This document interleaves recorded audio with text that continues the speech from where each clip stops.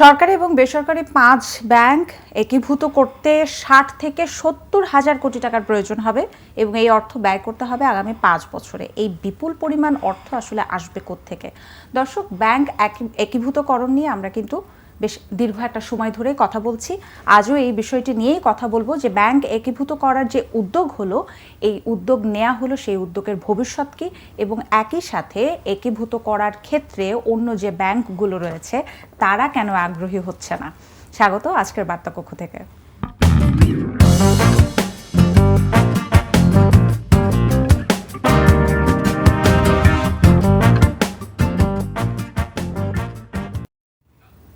দর্শক, আমার সাথে বার্তা কক্ষ থেকে আজকে আছেন সানাউল্লাহ সাকিব, প্রথম আলোর জ্যেষ্ঠ প্রতিবেদক। সানাউল্লাহ সাকিব, আমরা শুরুতে দর্শকদেরই বলেছিলাম আসলে ব্যাংক একীভূত মার্জার নিয়ে আমরা বেশ লম্বা একটা সময় অনেকবার কথা হয়েছে। আজ আসলে এই নিয়ে তো আমাদের প্রথম আলো ছাপা পত্রিকায় একদম এই নিয়ে একটি বিশাল প্রতিবেদন এসেছে শওকত হোসেন ভাইয়ের। সবকিছু নিয়ে আজকে একটু আলোচনা করব। শুরুতে আমি যেটি জানতে চাইবো যে মানে এই যে এই উদ্যোগটা নেওয়া হলো, মানে বাংলাদেশ ব্যাংক থেকেও তো কিছু একটা গাইডলাইন ইস্যু করা হলো, এরপরে অন্যান্য ব্যাংকের যে কর্মকর্তারা তারা নানান রকমের তাদের উদ্বেগের কথা জানালো, প্রতিক্রিয়া দেওয়া হয়েছে, কমিশন মিটিং হয়েছে বিভিন্ন। একদমই তাই, এবং বেশিরভাগই দেখা যাচ্ছে যে এটাকে রাজি হচ্ছে না এবং একসাথে চাপিয়ে দেওয়ার বিষয়টিও কিন্তু বারবার আসছে। যে এই যে উদ্যোগটা নেওয়া হলো, এবং আজ তো শুরুতে দর্শকদের যেটি বলেছি যে এই যে অর্থের প্রয়োজন হবে, এই বিপুল পরিমাণ অর্থ আসলে কোথা থেকে আসবে, তো এই যে গোটা উদ্যোগটা আসলে নেওয়া হলো, এটার ভবিষ্যৎটা আসলে কি?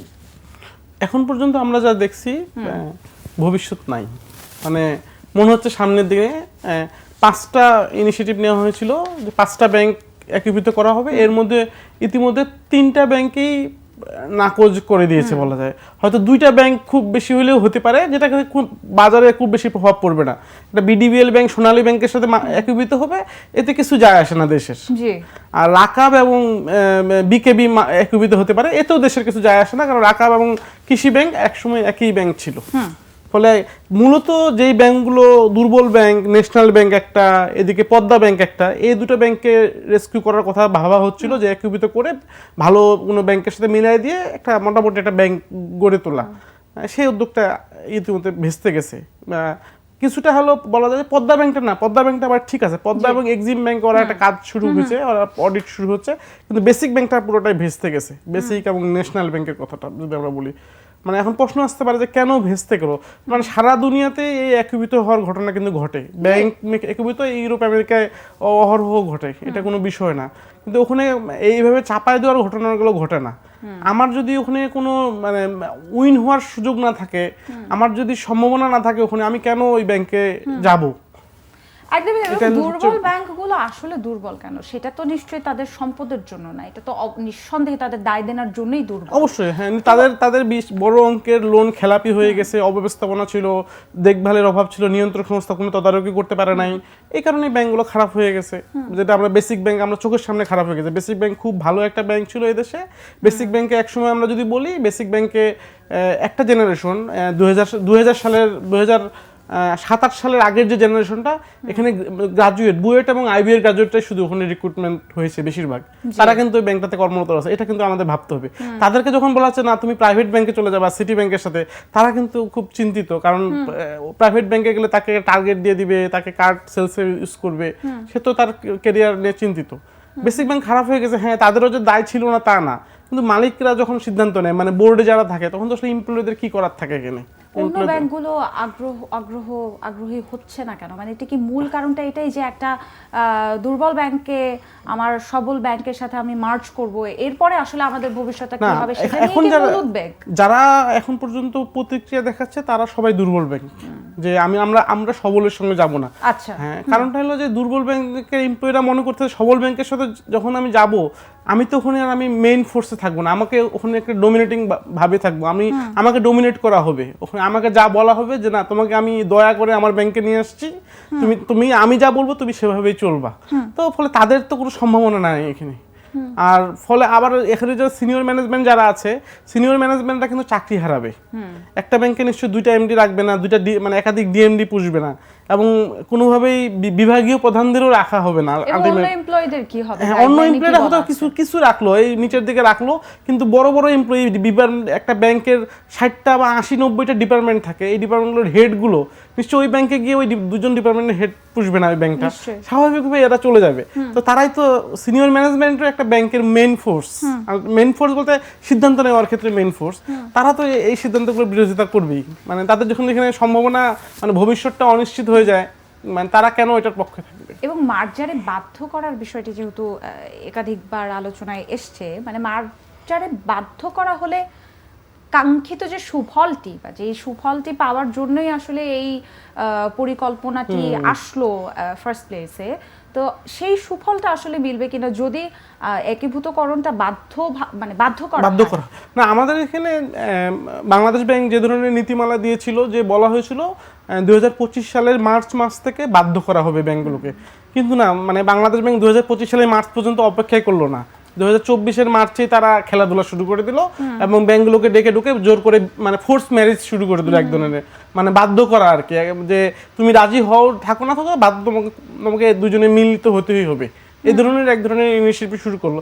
তো আর্লি স্টেজে যা করলে যা হয় তাই হয়েছে, মানে একটা মার্চ করা, ফোর্স মার্চ মানে বাধ্য করার কথা ছিল আগামী বছর থেকে, সেটা তারা এখনই করতে গেল, ফেল করলো, মানে এক ধরনের ফেল করলো। এবং এই ফেলটা কিন্তু এই গভর্নর আসার পর, তালুকদার সাহেব আসার পর, এটা প্রথম ফেল না।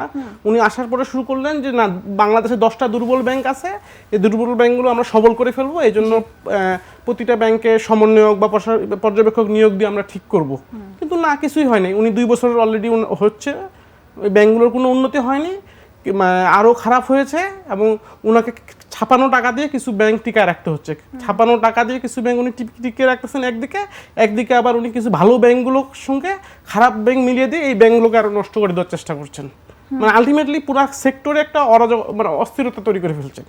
এর আগে যখন দুর্বল ব্যাংক, উনি যখন আসে বললেন যে বাংলাদেশে 10টা দুর্বল ব্যাংক আছে, উনি একজন রেগুলেটর বলতে পারেন না যে আমার কোনো সন্তান অটিস্টিক, একটা ভালো ছেলে, তার জন্য তার সবগুলো সন্তান নিশ্চয়ই। হ্যাঁ, তো রেগুলেটর যখন বলছে, গভর্নর নিজেই বলতেছে যে সে দুর্বল ব্যাংক আছে 10টা, এবং পরে এগুলো নামও বের হয়ে গেল বিভিন্নভাবে, তখন তো স্বাভাবিকভাবে ওই ব্যাংকগুলো থেকে মানুষ টাকা উঠে ফেলছে, যে ওই ব্যাংকগুলোতে মানুষ টাকা রাখে, তখন 50-60 আস্থা হারিয়ে যাচ্ছে ওই ব্যাংকগুলো। মানে নিয়ন্ত্রক সংস্থার প্রধান যখন বলছে খারাপ ব্যাংক, তখন তো আসলে এই ব্যাংক থাকার কথা নাই দেশে। ঠিক উনি এইবারও তাই করলো, যে এবার আসে বললো না মার্চ করতে হবে, ডেকে ঢুকে নিয়ে এসে বললো মার্চ করো। ঠিক এই ঘটনা এবারও ঘটলো, মানুষ টাকা ওঠানো শুরু করে দিয়েছে। বেসিক ব্যাংক থেকে ইতিমধ্যে 2-2.5 কোটি টাকা উত্তোলন হয়ে গেছে, ন্যাশনাল ব্যাংকের একই অবস্থা, আরও বেশ কয়েকটা ব্যাংক থেকে বড় রকমের টাকা উত্তোলন শুরু হয়ে গেছে।